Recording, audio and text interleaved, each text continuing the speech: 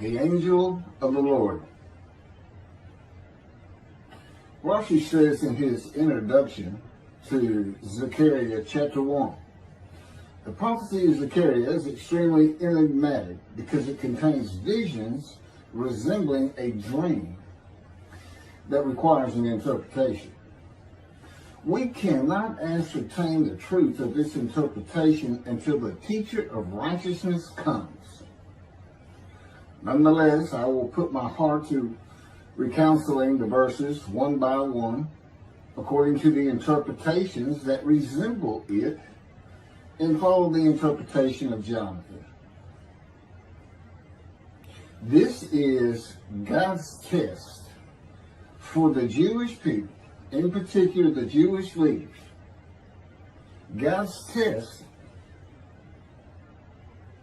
of who the descendant of David is. The man described in Isaiah 53, the teacher of righteousness. That's who Rashi, known as one of the first rabbis to say that Isaiah 53 described the people, the Jewish people, as the patriarch Israel. Then here he is in Zechariah, saying we got to have to know the truth of at least chapter 1 of Zechariah, to know its truth, because we can't do it. And no Jewish man, religious, academic, commentator, or otherwise, has ever had the answer to this.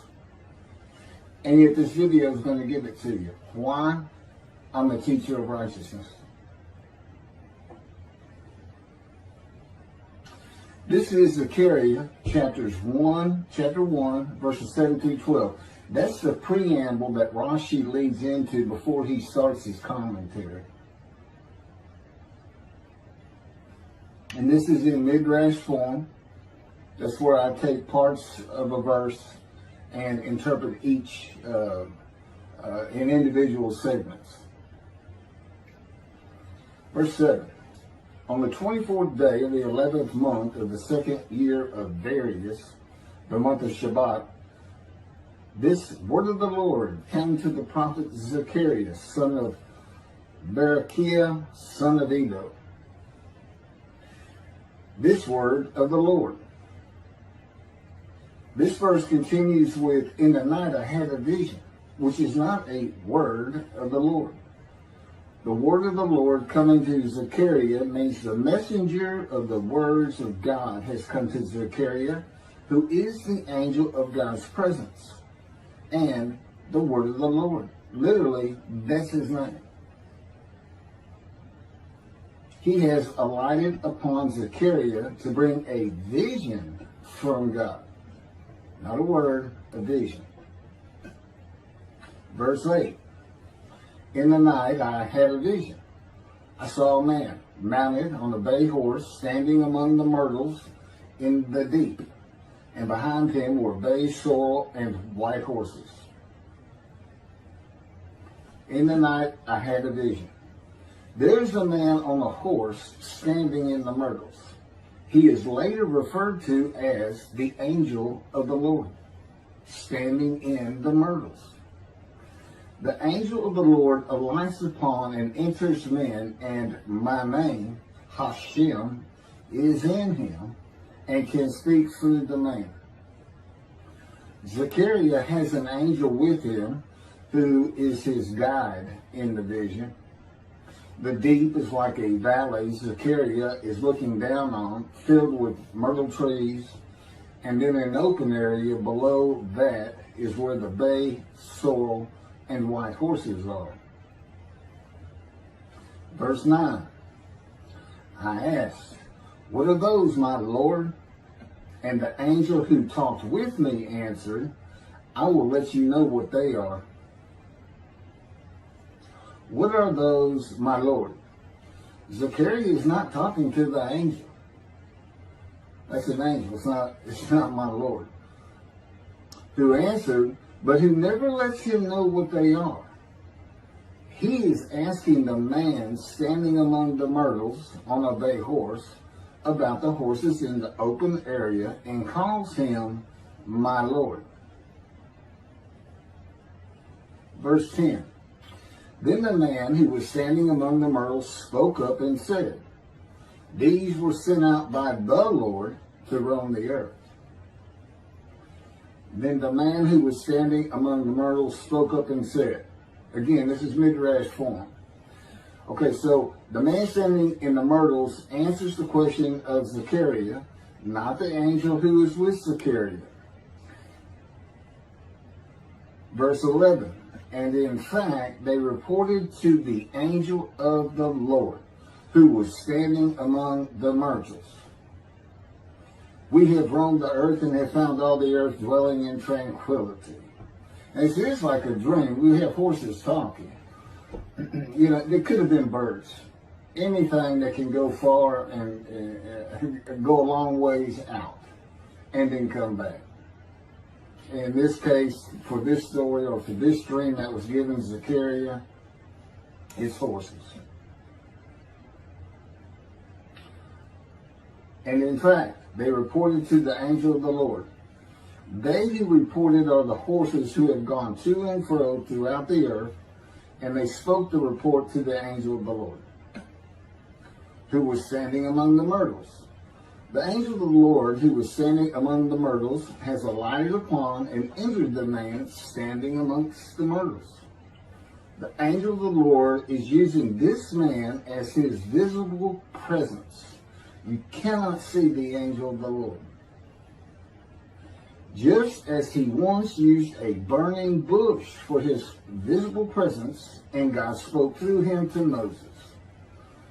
Not just as his visible presence, he also used the man to say, these were sent out by the Lord to roam the earth. In other words, it sounded like the answer was coming from this man. But it's coming from the angel of the Lord, and God is in that angel, his presence. Because that's the angel of his presence. You can find that in Isaiah chapter 63. I don't recall the verse.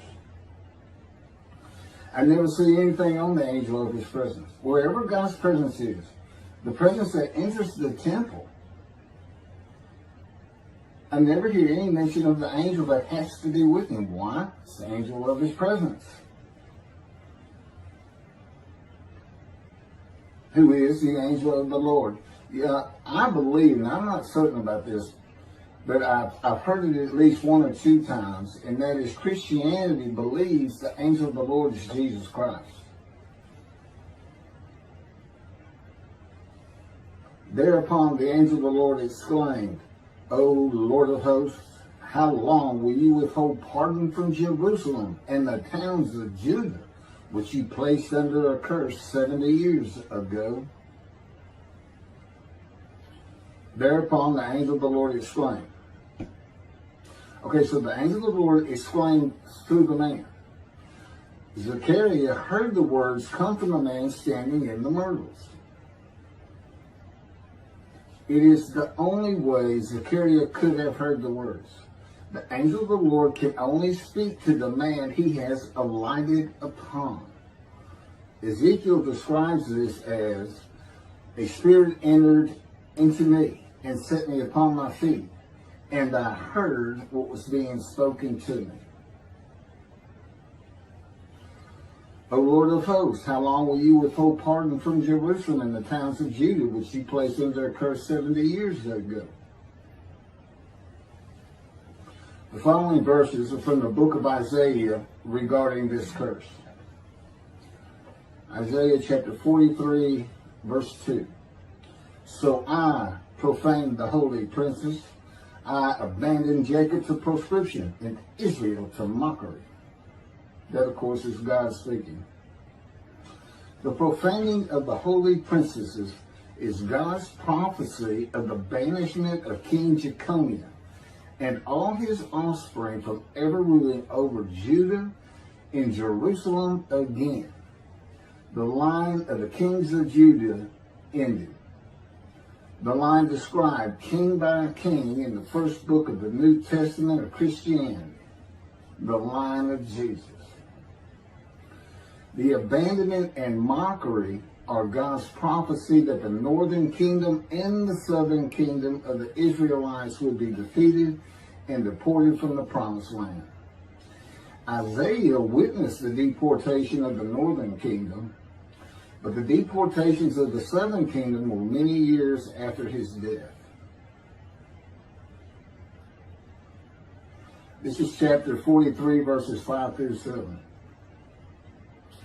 Fear not, for I am with you. I will bring your folk from the east, will gather you out of the west. I will say to the north, give back, and to the south, do not withhold. Bring my sons from afar, and my daughters from the end of the earth. All who are linked to my name, who I have created, formed, and made for my glory. Okay, this is God's prophecy that all the tribes of Israel would return from the Assyrian deportations of the tribes east of the river Jordan that were Reuben, Gad, and the half tribe of Manasseh, and all the tribes of the northern kingdom deported by Assyria, defeated and deported, and the Babylonian deportations of the southern kingdom. It is a prophecy that is specific to the Assyrian Babylonian exiles. This prophecy was fulfilled according to the books of Ezra and Nehemiah and their account of all 13 tribes returning to the southern kingdom of the lands of Benjamin and Judah. Jerusalem is within the lands of Benjamin, and his lands are considered part of the kingdom of Judah, since that is where the kings of Judah rule from. 10 tribes being lost and not returning is a myth. When the 7th month arrived, the Israelites being settled in their towns, the entire people assembled as one man in Jerusalem, as the man Israel, all of them.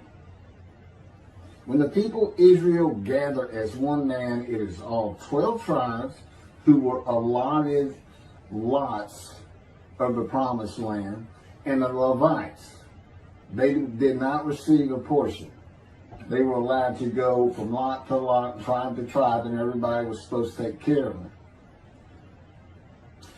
The Levites, that would be Levi, the son Levi, the priestly tribe without an allotment of the promised lands. Judahites and Benjaminites alone are not Israel, though all references to Israelites would include them.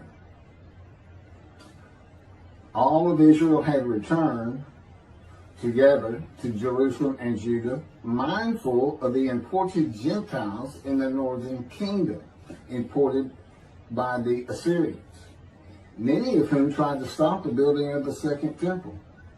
This is why everybody returning, all 13 tribes, all went to Judah. The northern kingdom was occupied by Gentiles, I would assume Assyrians and Arabs.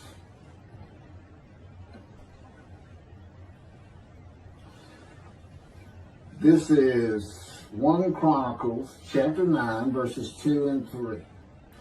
The first to settle in their towns on their property were Israelites, priests, Levites, and temple servants, while some of the Judahites and some of the Benjamites and some of the Ephraimites and Manassesites settled in Jerusalem.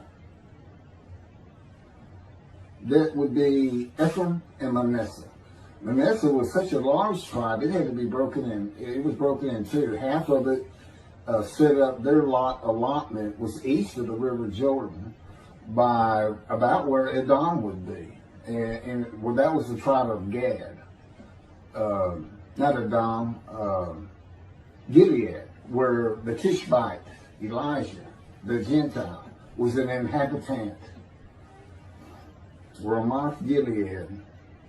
Manassites, Ephraimites, and Judahites were the tribes with the largest allotment of the lands of Abraham, and Jerusalem is in the lands of the Benjamites. Those are who just got mentioned. The three largest lot owners. Okay, Benjamin, that's where Jerusalem is. He's important. And of course the priests, the Levites. So Ephraim and Manasseh were not lost tribes, as many believe from writings outside of the Bible. There never were lost tribes according to the Bible. Okay, so all 13 tribes returned and settled in new towns.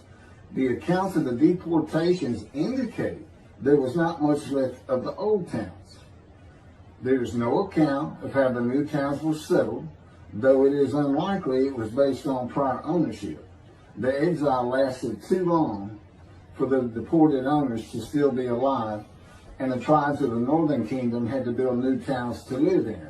It also says the Levites settled in on their lands.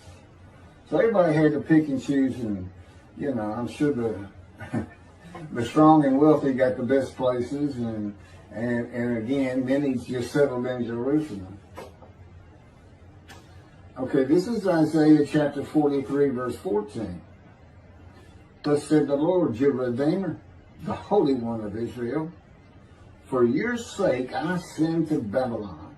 I will bring down all her bars, and the Chaldeans shall raise their voice in lamentation. This is God's prophecy that Assyria would be conquered by the Babylonians, who were defeated by the Chaldeans. But they actually go back and forth and actually became somewhat intermingled, Chaldeans and Babylonians. And that he would raise up the Gentile anointed king Cyrus of Persia to conquer them, to clear the way for all the tribes to return. That's how he cleared the way to the desert, or made rivers for them. Basically, he got Cyrus to release them. Chapter 43, verse 25.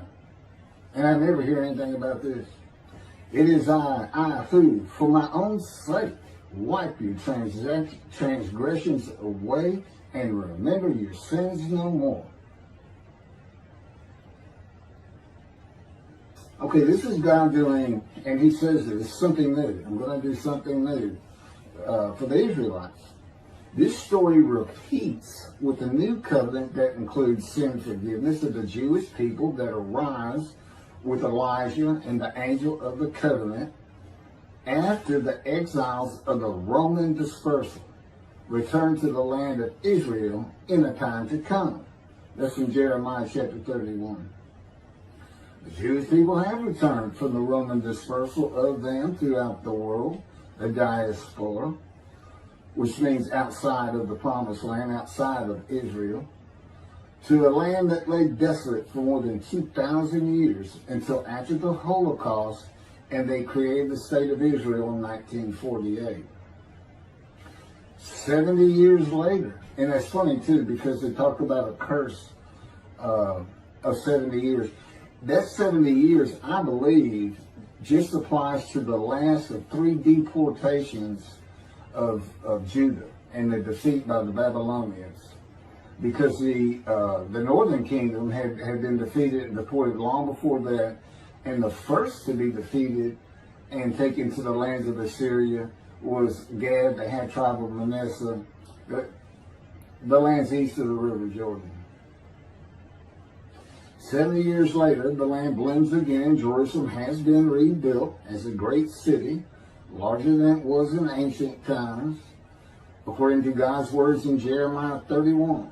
The time to come to deliver the new covenant with sin forgiveness is here. That's very important for the interpretation of at least chapter 1 of Zechariah. That means the angel of the covenant that you desire of Malachi 3 is on his way, followed by God and the messenger Elijah. And when God's third temple is built, he will return to it suddenly. This is the day of the Lord. That's Malachi chapter 3. Now, Zechariah is in Jerusalem, and the construction on the second temple is about to begin. Isaiah has written God's words of sin forgiveness, which would have removed the curse long before this, when they were returning, when the remnant of the 13 tribes was returning. And the angel of the Lord proclaims, O Lord of hosts, how long will you withhold pardon from Jerusalem and the towns of Judah, which you placed under a curse 70 years ago? Okay, this vision of Zechariah and the words of the angel of the Lord through the man standing in the myrtles regarding the curse 70 years ago is to make Zechariah think and try to understand why the angel of the Lord would say this. From his perspective, the curse was lifted. He was back in Jerusalem with all the tribes preparing to build the second temple. The vision is for Zechariah to find out how and when the curse was lifted. And that's important today, because this is the day of the Lord. The new covenant is here, and every single Jew throughout the world is forgiven of their sins right now.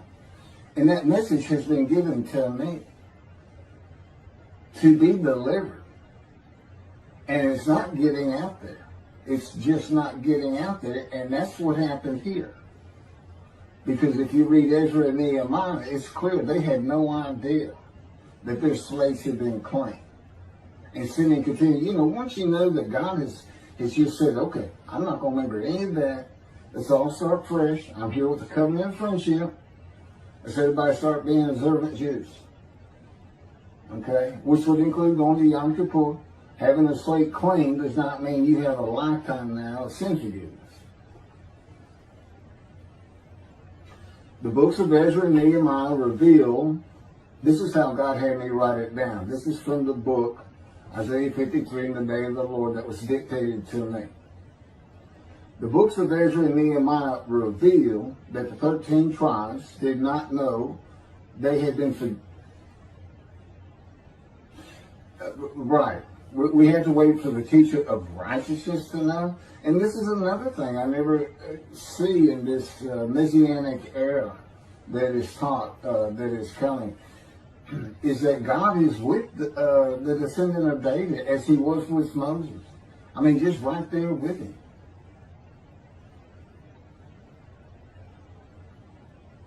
The books of Ezra and Nehemiah reveal that the 13 tribes did not know they had been forgiven of their sins to be a holy seed in the building of the second temple. If people know they have been forgiven and have a clean slate from past transgressions against God and his laws, they are more likely to stop their sinful ways and abide by his laws in the future. The scroll of Isaiah needs to be found and interpreted by Zechariah and the religious leaders so they will know of God's forgiveness of their sins. God will be returning before the temple is built. That will be the third temple, to test the devotion of his righteous servant and make him suitable for his purpose, which might prosper. That includes the building of the third temple. This would begin when his spirit alights upon the anointed one, Moshiach. His presence with his righteous servant will be necessary for the temple to be rebuilt. Islam will not freely hand over their third most holy site to Israel and abandon the Dome of the Rock Mosque, a mosque that sits on the Temple Mount purchased by King David for God, the most holy site of the Jewish people. With God is the angel of his presence who is already on the way. You want me to skip that? Okay, this has been covered in other videos more than once.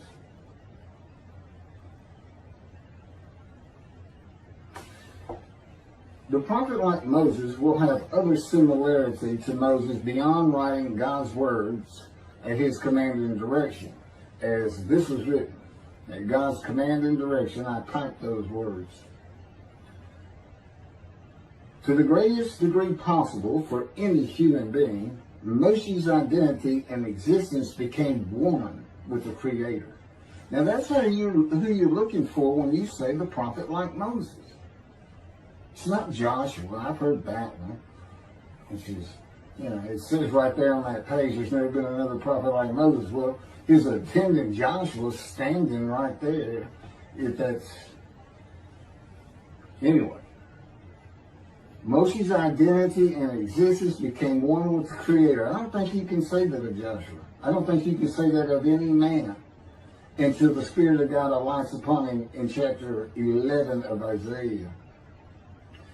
He surrendered himself to God to the extent that our sages say the Shekinah, divine presence, which is the angel of his presence, who is the Holy Spirit. He's an angel, and his body is not human form with wings.